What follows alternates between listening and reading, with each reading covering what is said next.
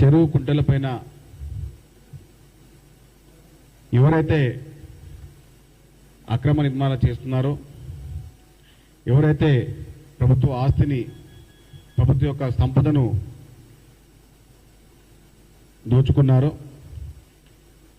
వారి అందరి మార్కులు పరతం పట్టడానికి తీసుకున్నటువంటి కార్యక్రమానికి తెలంగాణ ఫిషరీస్ కార్పొరేషన్ తరఫున వారికి ధన్యవాదాలు తెలుపుకుంటున్నాం. ఎందుకంటే చెరువు రక్షిస్తే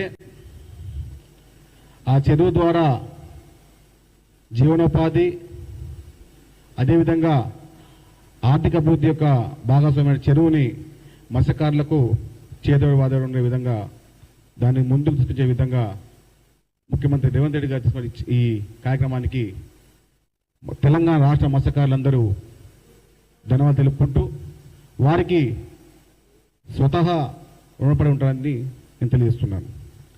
ఎందుకంటే గత 10 సంవత్సరాలుగా రాష్ట్ర వ్యాప్తంగా 6,000 పైచిలుకున్న చెరువులలో బీఆర్ఎస్ పార్టీ నాయకులు కానివ్వండి, ఇతర వేరే పార్టీ నాయకులు కానివ్వండి, అధికార దుర్వినియోగం చేసుకుంటూ ప్రతి జిల్లా హెడ్ క్వార్టర్లో కానివ్వండి, అదే ఊళ్ళలో గ్రామాన వారి యొక్క అధికారాన్ని దర్పాన్ని ఉపయోగించుకుంటూ చెరువులోని దాదాపుగా FTL ఫుల్ ట్యాంక్లో ఉన్న అందరినీ కూడా కబ్జా జరిగింది. దానిపైన ఉక్కుపాదం మోపడానికి మా ముఖ్యమంత్రి రేవంత్ రెడ్డి గారు తీసుకున్న ఈ కార్యక్రమాన్ని రాష్ట్ర వ్యాప్తంగా అటు ప్రజా సంఘాలు కానివ్వండి, అదేవిధంగా ఉద్యోగ సంఘాలు కానివ్వండి, ప్రత్యేకంగా మత్స్యకార కుటుంబాలు చాలా ఆనందంగా, అంటే ఎందుకంటే చెప్పే విధానానికి చేసే విధానానికి చాలా వ్యత్యాసం ఉంటుంది. ముఖ్యమంత్రి గారు రేవంత్ రెడ్డి గారు ఒకసారి చెప్తే 100కు 100% వెనుకడుగు పోయడం తెలిసే ఆయన ధైర్యానికి, ఆయన నిర్ణయం యొక్క తత్వానికి చాలా చాలా ధన్యవాదాలు. మీరు చూడొచ్చు, కొంతమంది బీఆర్ఎస్ పార్టీ నాయకులు కేవలం కక్ష సాధింపు అని అంటున్నారు. ఒక మాట మీరు చూడండి, కేంద్ర రక్షణ శాఖ మాజీ మంత్రి పల్లం రాజు గారి యొక్క సోదరుడు ఆనంద్ రాజు గారి యొక్క, ఆయన కాంగ్రెస్ పార్టీ నాయకుడే కదా, ఆయన సంబంధించిన 4 ఎకరాల పైచిలుకు నిర్మాణానికి కూడా పూజ జరిగింది.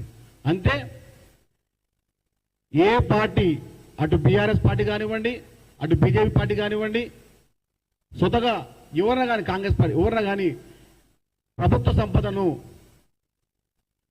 అదేవిధంగా ప్రభుత్వ ఆస్తిని దోచుకొని కబ్జా చేస్తే ఊరుకునేది లేదని చెప్పి ఈ నిర్ణయాన్ని తీసుకోవడం ద్వారా తెలంగాణ రాష్ట్ర భవిష్యత్తు, అదేవిధంగా హైదరాబాద్ నగరం యొక్క భవిష్యత్తు ఆధారపడి ఉంది. మీరు చూడొచ్చు, చాలాసార్లు బీఆర్ఎస్ నాయకుల ఫేస్బుక్లలో ఒక డిఫరెంట్గా మూవ్ చేస్తున్నారు. అరే మన అందులో పెళ్లి చేశారు, ఇన్కమ్ వచ్చేలా పెళ్లి చేశారు రేవంత్ రెడ్డి గారు అమ్మాయిని. అరే బాబు, ఫంక్షన్ హాలు విషయంలో ఒక ఎత్తు, నిర్ణయానికి తగ్గట్టు 4 ఎకరాల పైచిలుకు భూమిని కబ్జా చేశారని బాధ్యతగా 2016 అసెంబ్లీ సాక్షిగా మాట్లాడింది ఎవరు? రేవంత్ రెడ్డి గారా? కాదు చెప్పండి. ఫేస్బుక్ ఉంది కదా, ట్విట్టర్ ఉంది కదా, ఇన్స్టాగ్రామ్ ఉంది కదా అని చెప్పి కొంతమంది బీఆర్ఎస్ పేటీఎం బ్యాచ్ అందరూ ఏదో బూద చల్లే విధంగా ప్రయత్నిస్తున్నారు. ప్రజలు ఈ నిర్ణయాన్ని స్వాగతిస్తున్నారు, ప్రజా సంఘాలు స్వాగతిస్తున్నాయి.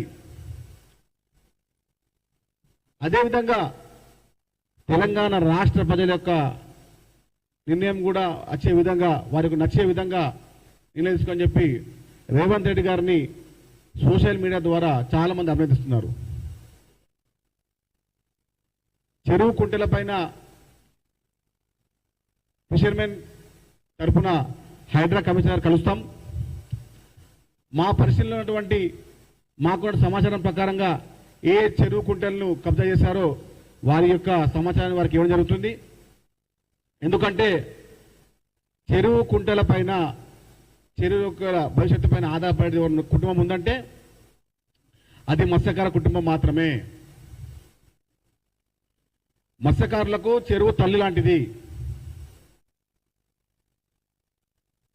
ఆర్థిక అభివృద్ధి కానివ్వండి, పురోగతి కానివ్వండి, కుంటల పైన మా మత్స్యకారులకు కుటుంబాలు ఆధారపడి ఉంటాయి.